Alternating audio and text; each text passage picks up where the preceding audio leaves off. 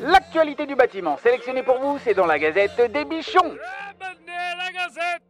Donc comme d'habitude, on commence cette gazette avec un petit retour sur les derniers sondages, puisque comme vous le savez maintenant, vous commencez à prendre l'habitude.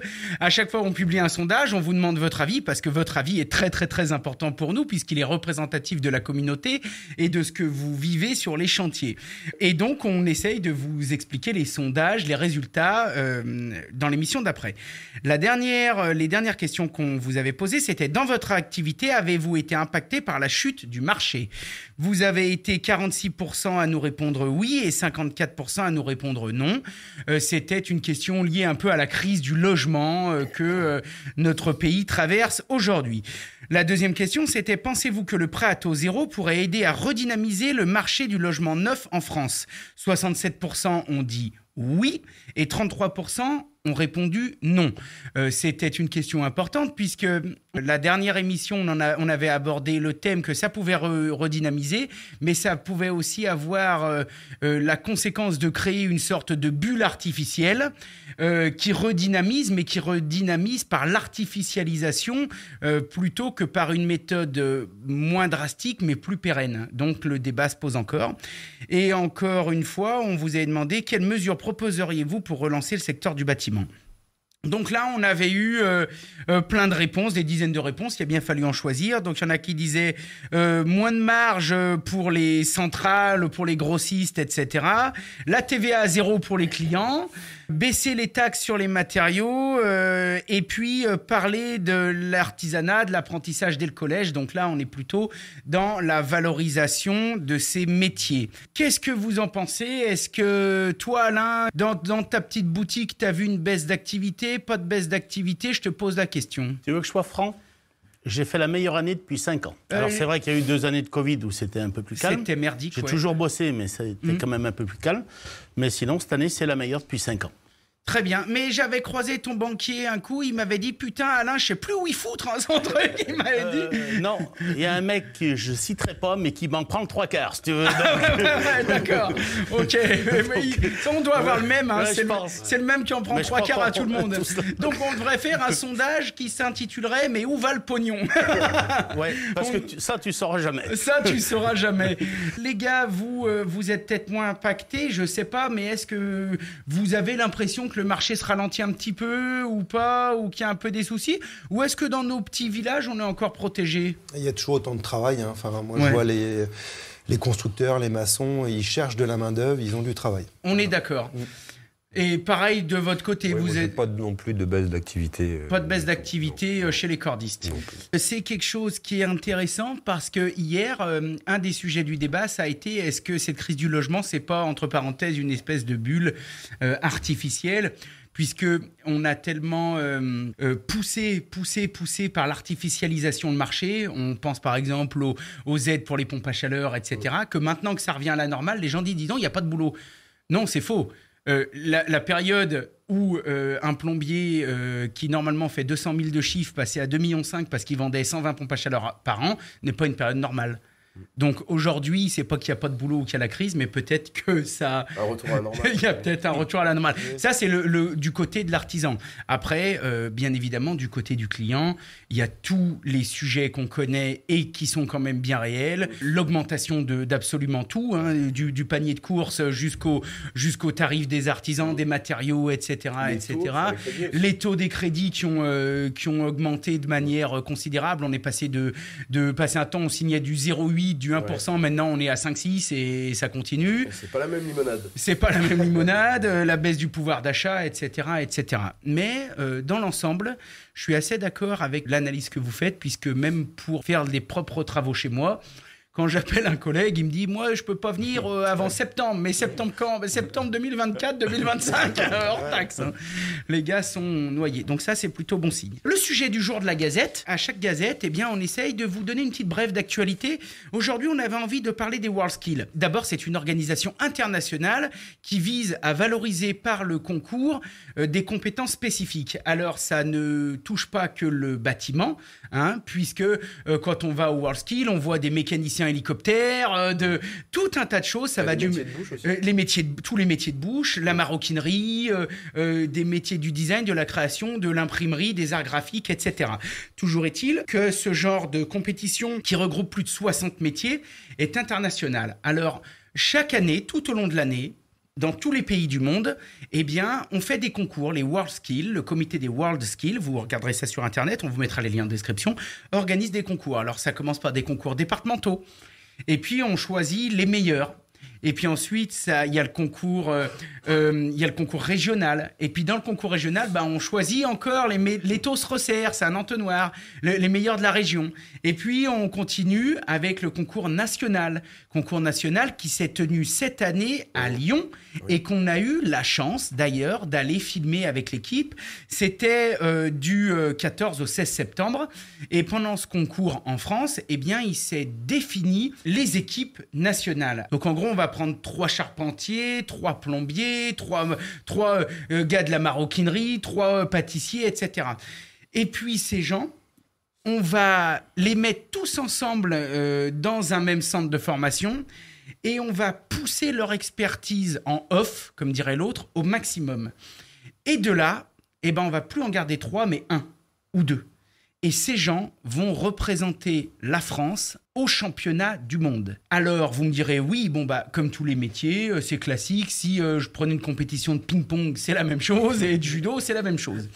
Oui, sauf que les World Skills, c'est tellement grand que la plupart du temps, les finales mondiales sont réparties dans le monde entier. C'est jamais chez nous. Figurez-vous que cette année, en 2024, les finales du championnat du monde des World Skills seront à Lyon et seront chez nous. Donc ça, bien sûr, c'est une fierté qu'on va aller filmer. T'as intérêt, Rémi, d'emmener tes élèves là-bas parce que sinon, ça va moucher rouge. On y a été là en septembre à Lyon Art Expo, donc c'était super, ça permettait vraiment de voir tous les métiers. Donc avec plaisir, on refera l'expérience. Voilà, d'autant plus que cette fois, ce sera les championnats du monde. Tu pourras voir les Japonais, les Allemands, les Suisses, tout le monde. Et j'espère que tu feras briller nos couleurs, qu'on mette un peu la crotte de nez des bâtisseurs extrêmes à tout le monde.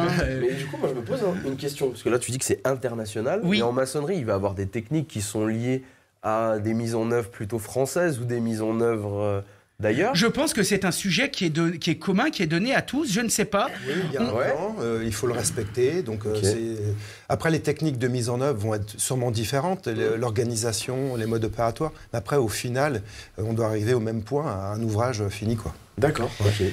Figurez-vous que tous les jeunes ont été sélectionnés et que j'ai ici, en avant-première, la liste officielle de l'équipe de France des métiers que je vais vous dire. Alors pour le bâtiment, vous m'en voudrez pas. J'ai pas le nom du représentant en chocolaterie confiserie, même si on aimerait bien le connaître. Faudrait qu'on l'invite et puis qu'on fasse un tuto, que tu nous organises un café gourmand, un truc comme ça.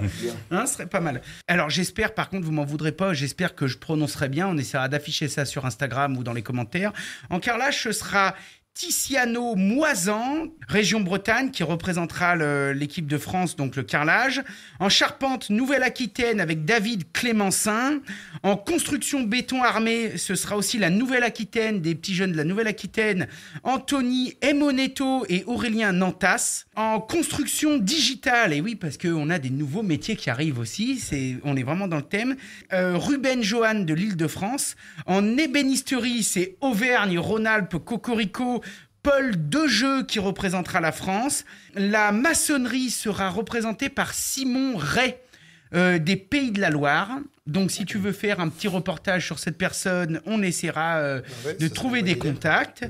En Nouvelle-Aquitaine, ce sera la menuiserie qui sera représentée par Benoît Dessioux. Julien Habillard représentera la métallerie et il nous vient des Pays de la Loire.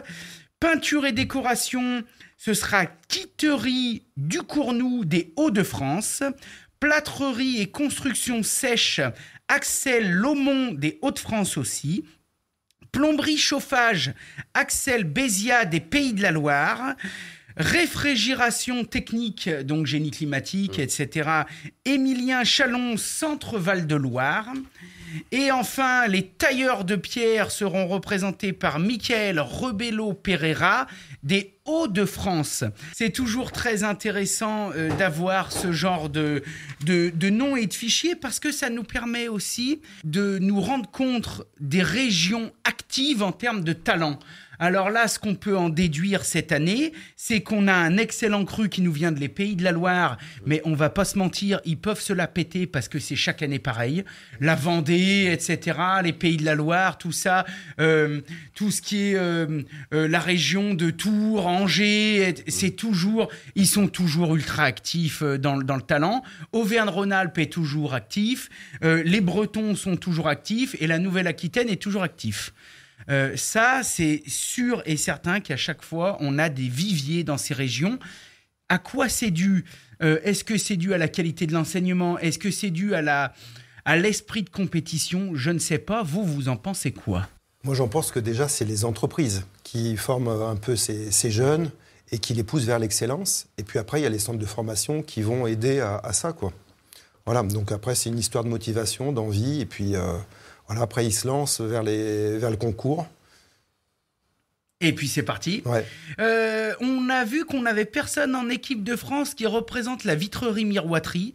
Et pourtant, à chaque fois qu'on va au WorldSkill, on voit des vitriers miroitiers qui font des choses incroyables. Hein. Oui. Sauf que tu n'as plus de formation.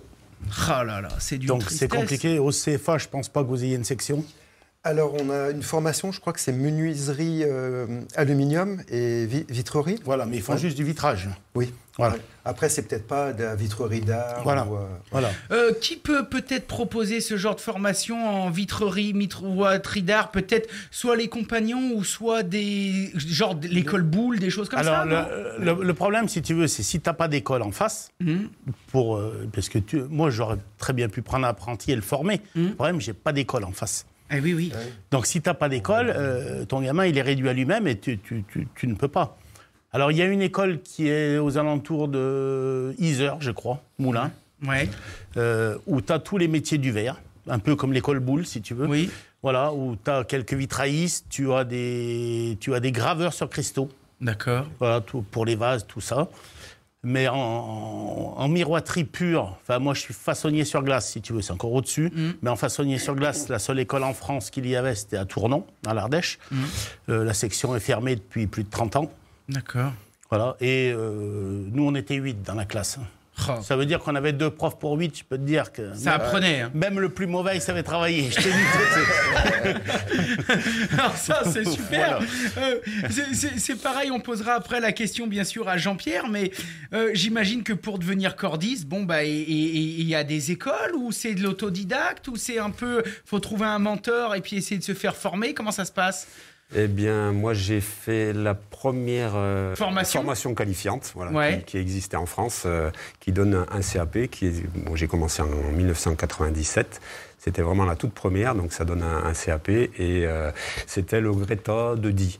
Depuis, il y a beaucoup de centres de formation qui sont ouverts un petit peu en France. Bon, je suis plus trop ça, puisque... Bon, oui, maintenant, toi, tu es sur le marché du métier, quoi. Voilà, je sais que, à Die, normalement, elle existe toujours. Il y avait à Tours aussi, il y avait des compagnons, je crois, à Tours.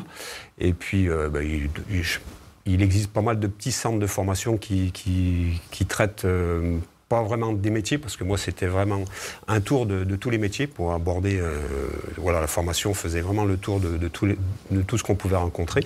Mais sinon, il existe des petits centres de formation qui font simplement l'accès sur corde. Voilà. D'accord. Ils sont vraiment axés là-dessus. Par contre, c'est une bonne transition, puisque les métiers de la corde sont souvent associés aux métiers de la toiture.